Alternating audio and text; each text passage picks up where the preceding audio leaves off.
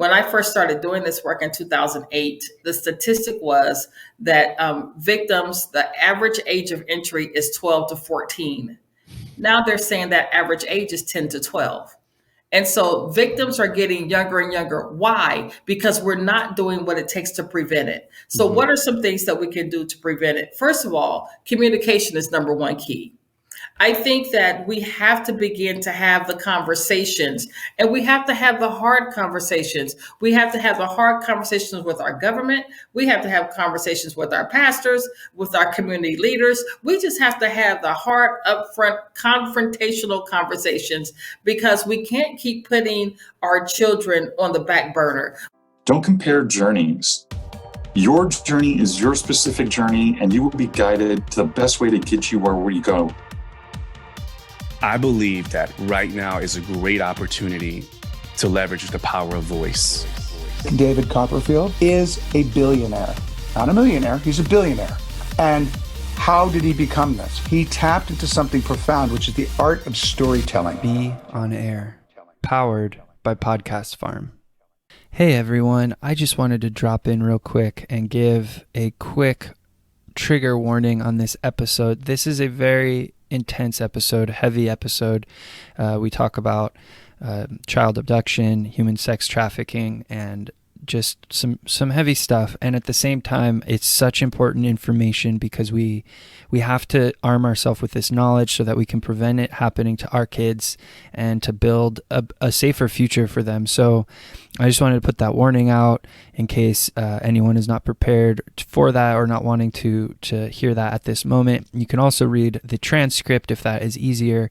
And Dr. Marlene Carson is an incredible human being, a surthriver, and she has an inspiring story. So if you stick around, it is worth it. Welcome, everyone. Our guest today is a superheroine, and I am honored to get to learn, listen, and share her story with you all today. She has received many awards and commendations, including President Barack Obama's Presidential Lifetime Achievement Award. Dr. Marlene Carson, surthrivalist, minister, author, publisher, founder of Rahabs Hideaway, and CEO of the Switch Anti-Trafficking Network, is one of America's foremost authorities on the subject of human trafficking. She is also a member of the United States Advisory Council on Human Trafficking. And while many have a textbook knowledge of the perils faced by teenage girls who are forced into prostitution, Marlene knows from her own personal experience. At age 15, she became one of the tens of thousands of girls and young adult women who are exploited daily. Marlene's work has been a leader in changing legislation. Her work has been featured on Katie Couric, Oprah, and the CNN Freedom Project, as well as on international and national news. As a consultant, one of Marlene's desires is to educate and empower organizations that have a passion to protect, a desire to provide, an ability to see victims as priceless. So I am so excited to have you here, Marlene. Thank you so much for making time to join us today and share your story. Welcome. I am absolutely excited to be here with you. So, you're a powerhouse and you're leading an amazing project, which we're going to get into more detail in a bit. But right off the bat, what do you want the audience to know about the reality of sex trafficking and its effect? What I want them to know is that sex trafficking is very real. I was on a podcast last night and someone said to me, well, this doesn't happen in my neighborhood. And the reality of it is, most people don't think that it happens in their neighborhood or their community even, but sex trafficking is not a third world country, something that happens in Thailand or something that happens just in India. It happens right here in the United States of America. And the thing that we need to really know is how to keep our children safe, how to keep our communities safe. And so when we end this podcast, it's my goal to give you some resources and the tools that you need, the information you need to keep your community safe.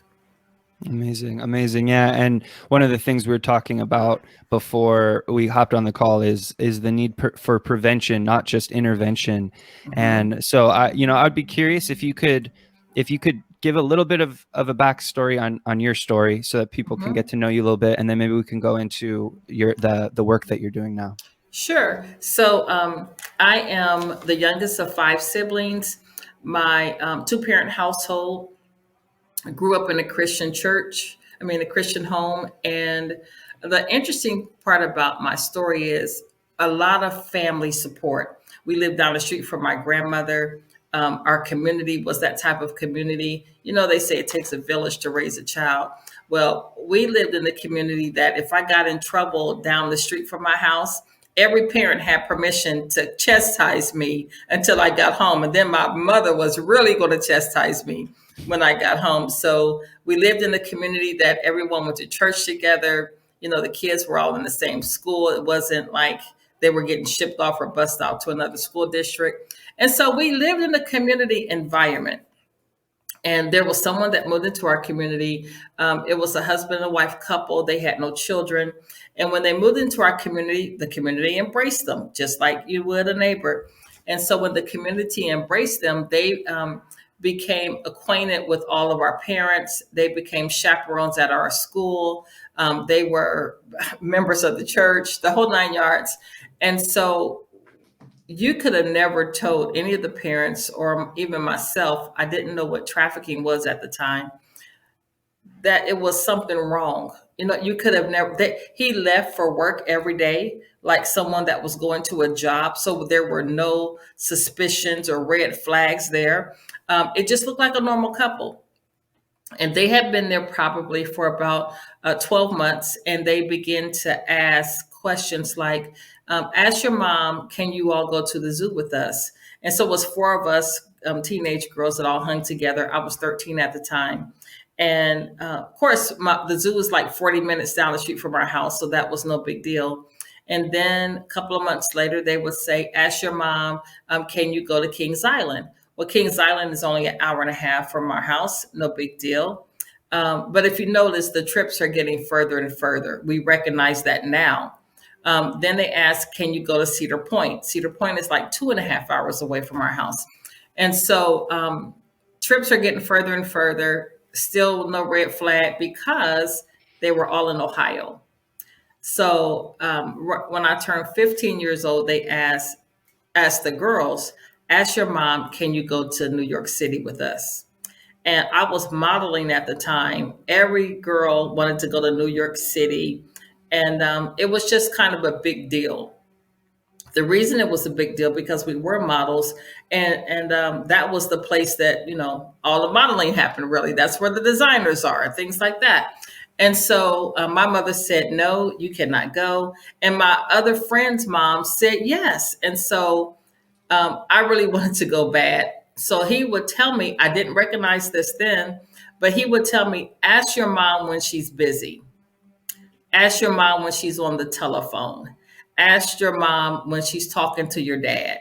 And what I didn't realize then, he was basically saying, ask your mom while she's distracted.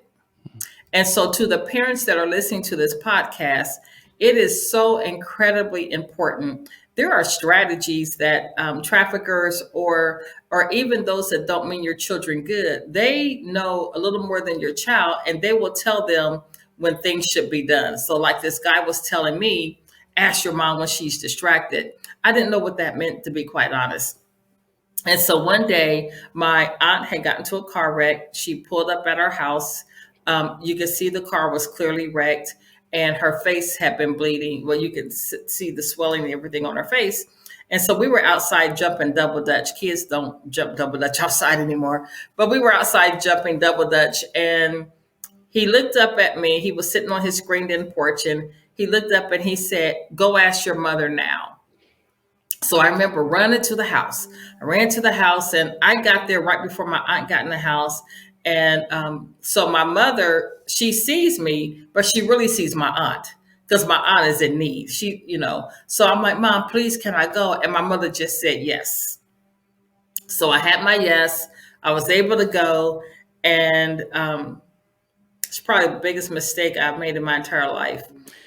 So we go to New York City, all the way to New York City. We're singing gospel songs all the way to New York City. We're just having fun as kids. We all grew up in church. So we were just having fun. And then we get to New York City. We go to Canal Street. They take us shopping. And they told us to come back around 8 o'clock. We were supposed to go to a Broadway show. That should have been my first red flag, but I didn't think about that. They told us we were going to this Broadway show. When we walked in the hotel room, I still picture this wall. They had racks of clothes around the room. And these racks of clothes look like costumes for strippers. I know that now. As a 15-year-old virgin girl that was raised in the church, I never seen anything like this. So he gave me this blue dress, a lace dress. You can see through it clearly, with pasties and a thong. I never seen a thong and had never seen pasties at that time. And when one of the other girls said she's not putting that on, he smacked her. And so I remember looking up at his wife, and this lady, she was legally married to him, but we found out she was his first victim. We found that out as court cases went on and all that kind of stuff. But I looked up at her like, what the heck is going on? And she looked at me and she looked so sad, and she said, just do what he says. And that weekend, I was sold into prostitution as a virgin girl. I remember being in the hotel. She was there with me. When we walked in the hotel, there was a guy sitting in the corner. So I'm assuming now that all the money and everything had been transferred way before I got there. So this was planned. This was not something that just go to a room and this guy's going to come. No, this was all set up way before we got there. And oh my God, Kaylee, I literally just felt like I died that day. Every time I tell this story, and I've told it thousands of times, something in me just literally like sinks to my gut, because, and it doesn't sink so much for me anymore, but this feeling I have is for the other victims that I know that are being exploited today. I get sick when I think about what's happening to our children. And so that happened to me. 4 girls left for New York City. Only 3 girls came back. I didn't know what happened to the other girl. The couple who took us, they acted like they really were evasive as to what happened to her. We found out they didn't know what happened to her, but they used her absence as another fear tactic to tell us that if we told, they were going to kill us too. But they hadn't killed that girl.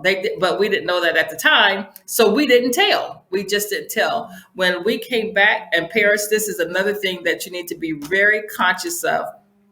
When you're talking to your child and they start to give you one-word answers, dig. You need to dig a little more. So when they asked us, what did we do? I said nothing. How was your trip? Fine. I started giving one-word answers. And so now one of the things that I teach is motivational interviewing, especially for parents. You need to know how to communicate with your children where you're really getting the answers that you need to get from your child, not this one-word stuff that something is clearly being hidden. And so I thought that was the end of my nightmare, Kaylee, and it wasn't. 2 weeks later, I live right across the street from my junior high school. And 2 weeks later, I'm going to school. I see his car pull up in the parking lot. His brother tells me to get in the car, and I try to run. He snatches me and throws me in the car, and they kept me for 8 months. And during that 8-month period, I went across the country with several teenagers, and we were all being exploited. We were rescued in Chicago after a bus happened. We were brought back to Columbus, Ohio, and he was arrested. The wife, she went through a process, but she didn't go to prison. He did, and he got sentenced 2 to 10, and he only did 7.5 months. But I'm going to tell you something. So that was before human trafficking laws came out. Human trafficking laws just came out in 2000. So it's called the Traffic Victims Protection Act. That act just started in 2000, and every state had to adopt that law. Unfortunately, my state of Ohio didn't adopt the law until 2013. What? So you look at your face. Oh my God. I know, right? And so, and that's the other piece of this. the law trafficking, what's really going on, and what needs to happen. So when there is a bill that comes out, when there is legislation that comes out, we need to know it, understand it, and back it, because this is what it takes to keep our children safe. If we're not doing that, we're missing it. We're missing it bad. Wow. I mean, I'm hearing a lot. There's so many points to address. I'm hearing the prevention piece, like you're giving some extremely important tools for parents to tune in to their kids and to protect them from this happening. And your story is devastating and tragic, and also really inspiring that you have the courage and the inspiration to be doing this work. And so you said there was court cases. This person got out, and did it just end there? Did that? Oh no. Well, he did 2 to 10, and he got 7. He got sentenced 2 to 10. He did 7.5 months, but that's by far the story did not end there. And I will just tell you this really fast forward. This same person just got arrested 4 years ago for the exact same crime. He took 4 teenage girls from Ohio to, they were going to Texas. He got busted in St. Louis, Missouri. He had 4 teenage girls and 2 adult women. And this time, though, he was sentenced 25 years. And he'll have to do 20.7 before he's released. And so you can tell the difference of the time when I was taken and trafficked and now. So things are working. They just don't work fast enough. Right. No, they just don't work enough. Like when it comes to our kids, I just think we need to put a lot more protections in place when it comes to our children. So you're on the advisor. You're a member of the advisory council on human trafficking. So what has that been like? What is that experience like? And how is that shifting legislation? And how is that shifting, our thoughts and our thinking around trafficking in general? So I've been on the U.S. Advisory Council since April. I was appointed by then President Trump. And what we do is we make recommendations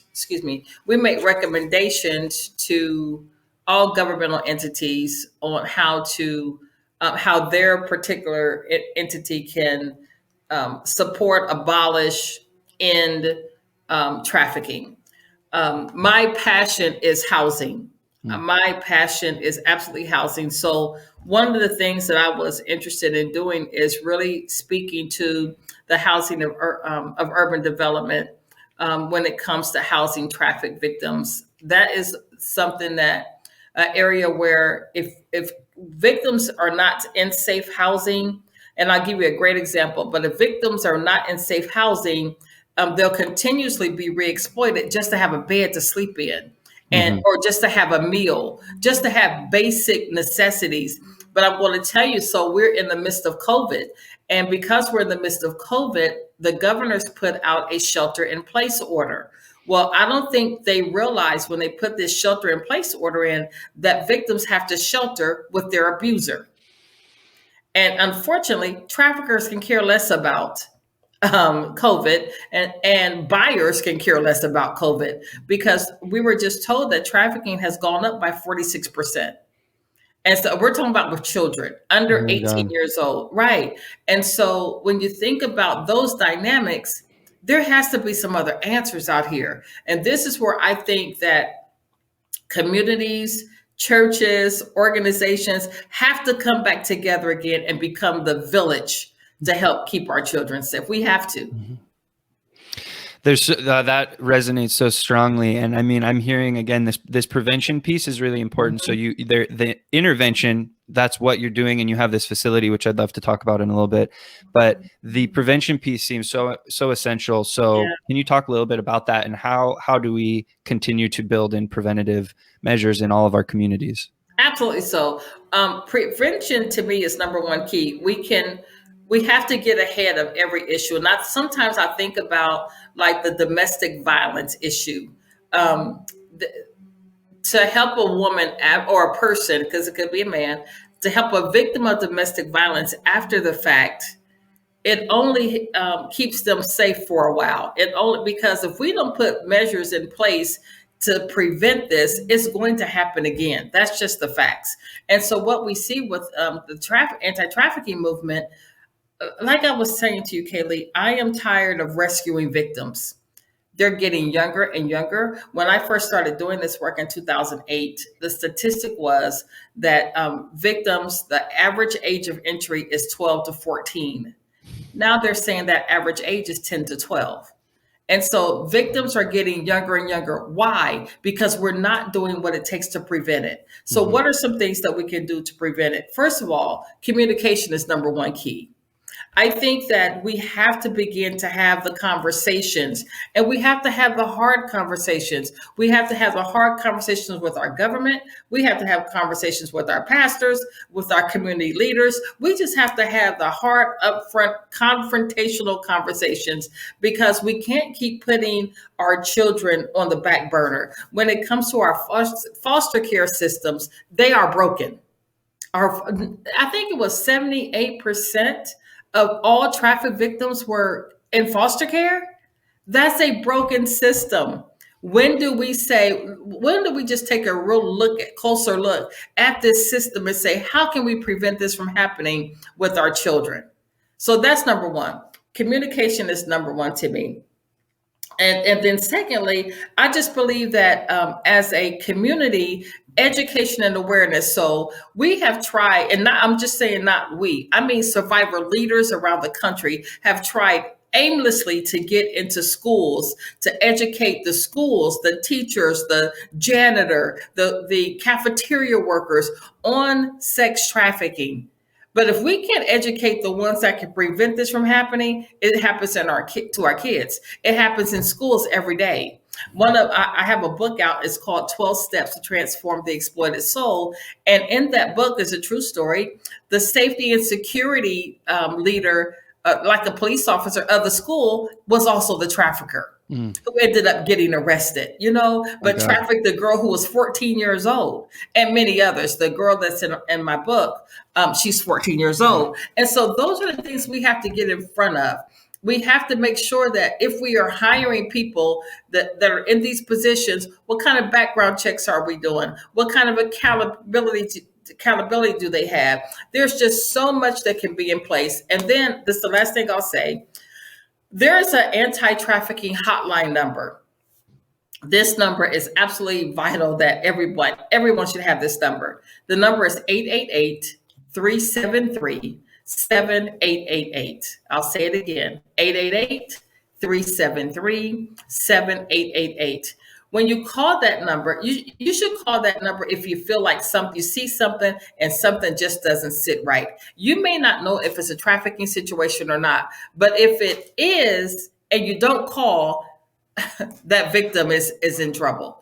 If it's not, at least you made the call, and there may be something else that's going on that you just don't know what it is. So the fact of the matter is, if you see something, say something. That's just the bottom. See something, say something. I'm so adamant about that because there was a teacher who actually saw me being taken. I didn't know she saw me probably about 13 years later. I was in the Columbus Public School. I was doing a presentation for Professional Development Day. She was retired, but she came because she heard I was going to be there. And after my session, she told me, she apologized. She said she was sorry. The woman was crying. And I said, a lot of people say that they feel overwhelmed by, this experience. And I told her, it's okay. Don't worry about it. And she said, no, I saw them take you. She saw it and she never did anything about it. That phone call could have changed the whole trajectory of my life. The only good thing about it now is I'm able to help others in this situation. But the fact of the matter is, we don't want to wait till these kids get it. We don't. We just have to do something. We have to. Absolutely. It's the amount of work as well to support and help someone recover afterwards. Oh my takes goodness. So many more resources, right? And it so does. I'm really it hearing does. that the prevention is essential. And so could you talk a little bit about the facility, the amazing Sure. facility that you're in, and all the work that your incredible team is doing. You gave me a little bit of a tour beforehand, but I'd love for the audience to get to hear about this amazing place. Yes, thank you so much. So in 2008, I started Rahabs Hideaway. And Rahabs Hideaway is a shelter for victims of sex trafficking. It's located in Columbus, Ohio.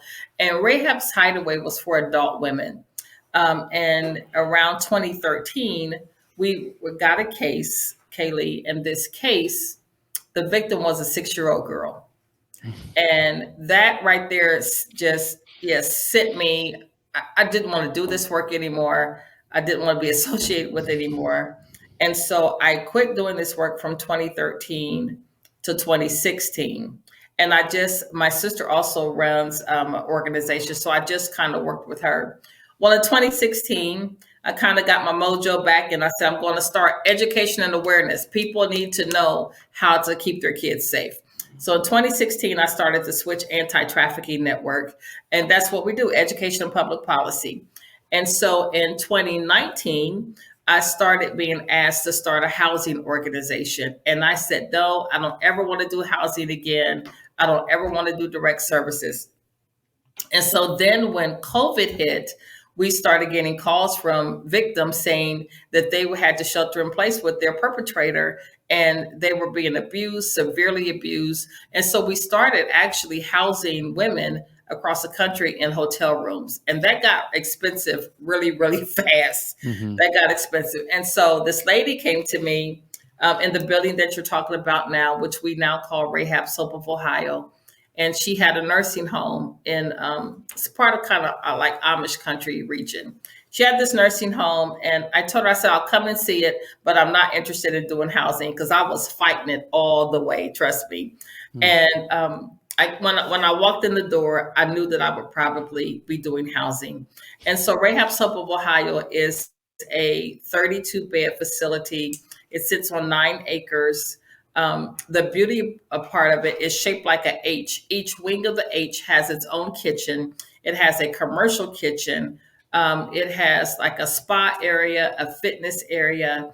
We'll have a podcast room here. But the main reason for Rahabs Hope, yes, is to get ladies safe, is to get children safe. But the one thing that we've noticed nationally is women that come out of sex trafficking, they can be out for a year or two. Their lives can be seemingly on track, but they can't get a job. Mm-hmm. They don't have the education. And so they're not able to sustain their families or take care of themselves properly, which leads them back into prostitution. Mm-hmm. So here at Rahabs Hope of Ohio, it is our hope and our goal to teach economic sustainability, education, entrepreneurship. We have so many businesses here. It is absolutely amazing. And so I'm super excited about it. You did get a glimpse of it. I am here in that building right now. And we're here painting and just moving furniture and getting it all together we hope to open by the end of May. And that sound that we're hearing, listeners, is the sound of creating a safe, amazing, restorative place. So that sound is a beautiful sound right now. I'm curious, Marlene, what happened that changed your mind? Because you're so before you walk into the building, you're like, I don't want to do housing, and then something happened. What happened for you? Wow, what happened was too many girls started calling me. And I felt responsible because I have the knowledge on how to create housing. And I felt that it would be very selfish of me not to do something that I know I'm very capable of doing. And so I just kind of put myself to the side and I said, whatever it takes, I'm in it. And then, Kaylee, the other reality of it is this building was for sale. We didn't have the budget. This was a total faith walk, literally. But I can tell you the community and the people, I've been doing many podcasts and they have been raising money for us. We have a campaign right now called the Pieces of a Dream campaign. And the Pieces of a Dream campaign is it's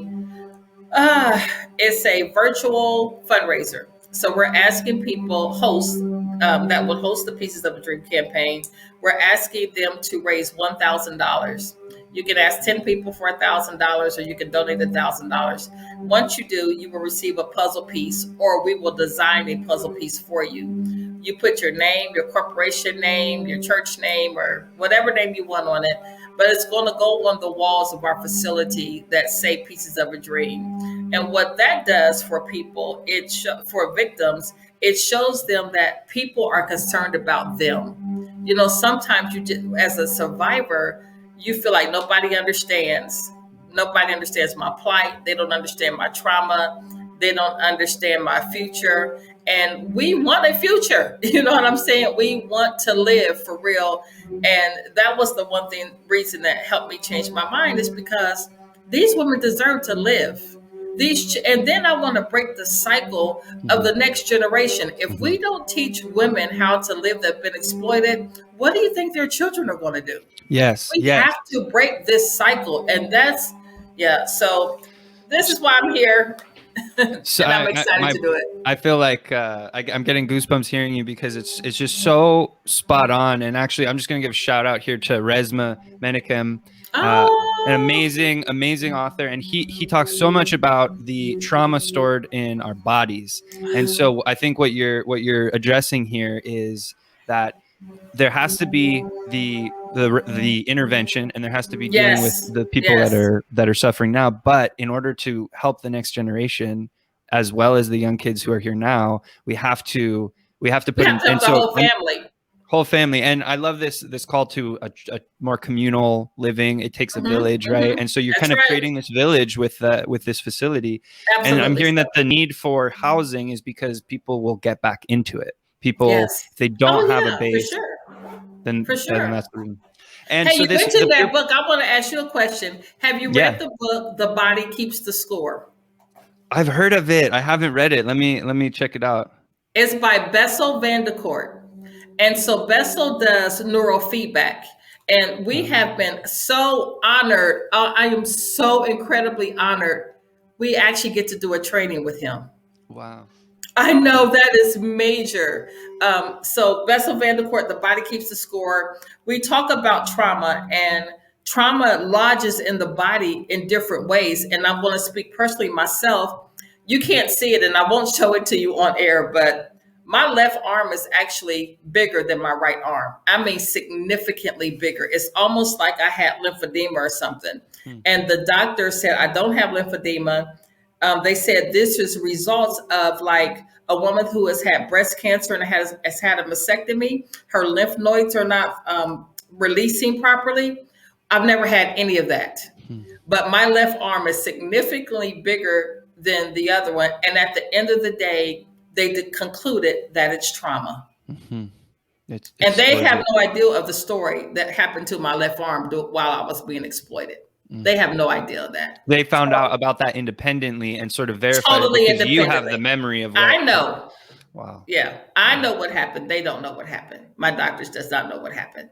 And so I understand that it's nothing but trauma. So I'm very honored to be able to work with Bessel and his team. But definitely get that book. It's a good one. I will. Thank you for that. And would you talk just briefly about Preneur? Because this is what kind of brought us together. Is we're on Clubhouse, I think, in a room, and I heard you speaking, and then we connected. But I'm so excited what you're doing with the education component of this and the entrepreneurial aspect. So could you share a little bit about that? Sure. Preneur. So I am a peer with the state of Ohio, and I'm a peer facilitator, actually. So what that means is people with a mental health addiction or have been exploited, peers are needed to help others come out of those situations. And so I'm a master trainer with Ohio Mental Health and Addiction Services. And as I've been training probably 4 years now. And as I've been training peers all across the state of Ohio, and actually Ohio, Michigan, New York, and Pennsylvania, and Florida. And so what I realize is I'm on these trainings and I'm asking people things like, how are you guys doing today? Just an average question. And one may say, I don't have any food at home. Or they may say, I don't have a place to stay. We can't do trainings on cell phones, and you can tell when you're on a cell phone on Zoom. And so I would have to kind of kick them out of class because of that. And they would say, I don't have access to a computer because of this and that. And they're telling me all this stuff. And so I got this burden, Kaylee, to help my peers, create income. So I started something called Preneur. And Preneur, in that, it's $17.99 a month. And I have so many peers. Just think about this. I have peers that have been exploited, and I have peers that are CEOs. Okay. So my peer experience goes all across the board. But for $17.99 a month, we're actually teaching people how to monetize their intellectual property, how to monetize their story, how to write a book. And it doesn't have to necessarily be their story, but we'll teach them how to write a book, how to market the book. We're teaching choruses in there, teaching them how to create their own choruses. I just feel like one of the greatest reasons why women go back into being exploited is all because they can't feed themselves. Let's bridge that gap. Let's teach others how to monetize. Even for me, when I came out of the life of exploitation, this guy, he was a HR director at Nationwide Insurance. And he's a friend of a friend. And he sat me down because I needed a job. I needed to get some income. I have 4 children. As a result of the life, I have 4 children. And so he sat me down and he says, I'm old, Kaylee. So he was typing on a typewriter. And he's like, tell me what you did in prostitution. And I'm like, what do you mean? We sold sex. I was kind of getting aggravated. And he said, no, Marlene, tell me what your day-to-day looked like. And so I began to break down my day for him. And he's typing. He hands me this paper. And I said, what's this? He said, it's your resume. Go get a job. And I'm like, wait a minute. On this paper, Kaylee, it said customer service, sales, marketing, public relations. It had all these titles and these descriptions. I said, I didn't do this stuff. He said, that's exactly what you did. And so in essence, what he taught me was how to use transferable skills, how to take what I learned in a really bad situation and use them now for the good. And so one of the things that I am very passionate about is teaching others. And you don't have to be a victim of sex trafficking. You don't have, everybody's a victim of something, in my opinion. I don't care what it is. Everybody has a story.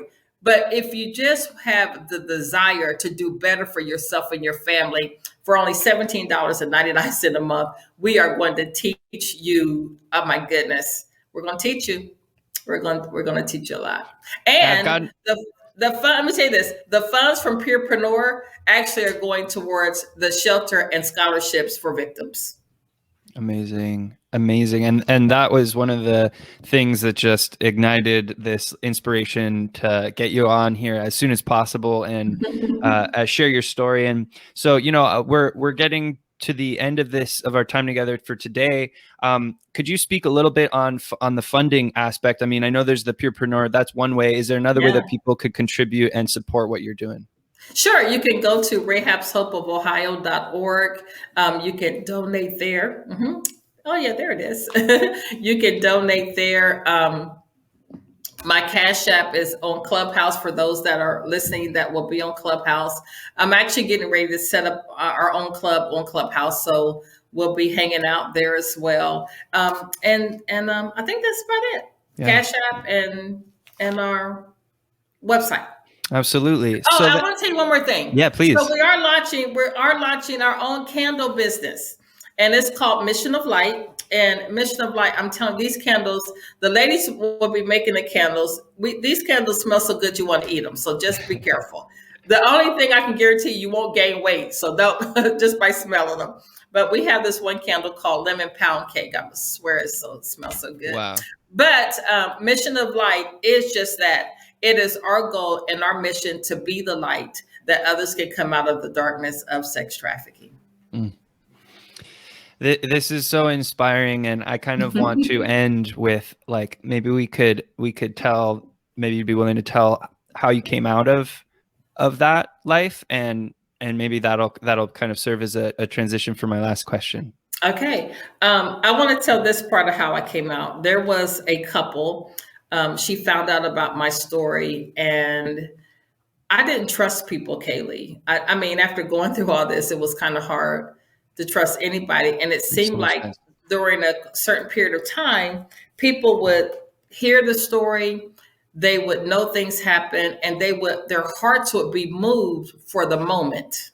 Mm. in the moment after hearing this, but there was no follow-up. There was no action after it. And so I'm not really interested in telling like the stories that get people have a knee-jerk reaction. We want long-time sustainable things. So this couple, they found out about my story and she said she wanted to help me. And I said, how do you want to help? So she taught me how to sell Arbonne. Arbonne is like a Mary Kay company, okay? Mm-hmm. And I thought, this is the dumbest thing in the world. This woman wants me to sell lipstick, okay? But can I tell you, about maybe 6 to 8 weeks later, I sold a lot of that product. So not only did I sell a lot of that product, see, in the life of exploitation, I was taught how to recruit. And so I would recruit women to come and sell lipstick. And I made like $30,000 in 2 months. Wow. This is why I know that entrepreneurship, to me, education and entrepreneurship will get you out of sex trafficking. It did for me. I am really clear on that. And so this couple, as I started making money, they said, we want to get you and your children in a safe neighborhood, what they consider a safe neighborhood. They paid my rent for a year. Wow. They bought me a car. They really did what it took to set me up for success. And I took total advantage of everything they offered me. She said, read a book, I'm reading the book. If she said, go here, I'm going there. I did everything they told me, and it absolutely changed my life. It took someone else that had a bigger vision than me to be able to show me the way.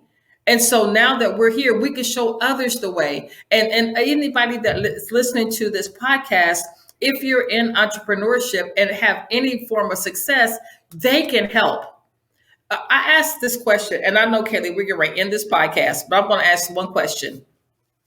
Whenever I'm in a room full of people, I like to ask them, what if you can do what you love to fight what you hate? Do what you love. You don't have to come in and mop the floors and clean the bathrooms or even work with victims one-on-one, because some people don't have the capacity for that. Mm-hmm. But what if you are a graphic designer and you're passionate about it? Do you know how much money would save us if we just had a graphic designer? Do you know how if we just had people that do what they're our lawyers, our law firm that we have, they have been our attorneys for a long time.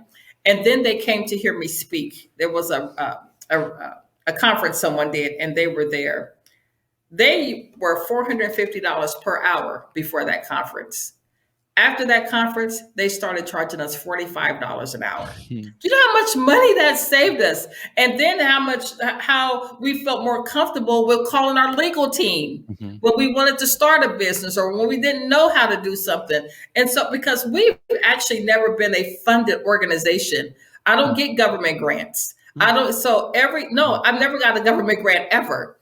Do you know how hard it is to get a government grant and how competitive that is? Mm-hmm. And so everything we do is far as funding is usually corporate donations, private donations, or social enterprise. So I believe in the power of social enterprise and entrepreneurship. And that couple that came alongside and walked me through this process, they're the reason I am out and safe today. This is so inspiring, and this is why I am your student and fan. I also share that vision of entrepreneurship and creating media, creating broadcasts to connect us with incredible people like yourself, who I would never have met otherwise. So you hear that, everyone out there.